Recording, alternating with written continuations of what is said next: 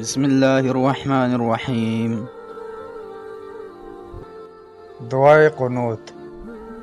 حضرت حسن بن علی رضی اللہ تعالیٰ عنہ کہتے ہیں کہ رسول اللہ صلی اللہ علیہ وسلم نے مجھے کچھ کلمات سکھائے کہ میں انہیں قنوت وتر میں کہا کروں۔ وہ کلمات یعنی دعائے قنوت یہ ہے جو وتر کی آخری رکعت میں قبل از رکوع یا بعد از رکوع پڑھتے ہیں۔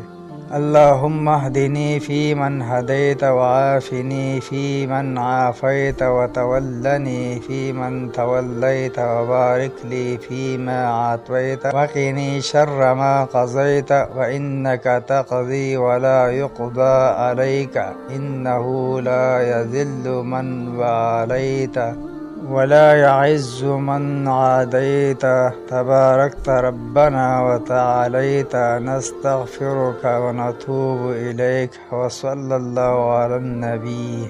یا الہی مجھ کو ہدایت کر ان لوگوں کے زمرے میں جنہیں تو نے ہدایت دی ہے، اور مجھے عافیت میں رکھ ان لوگوں کی جماعت میں جنہیں تو نے عافیت دی ہے، اور میری کارسازی کر ان لوگوں کی طرح جن کی تو نے کارسازی کی، اور برکت دے میرے لیے اس چیز میں جو مجھے تو نے عطا کی، اور مجھے اس چیز کی برائی سے بچا جو تو نے مقرر کی، کیونکہ تو جو چاہے حکم کرتا ہے اور تجھ پر کسی کا حکم نہیں چل سکتا۔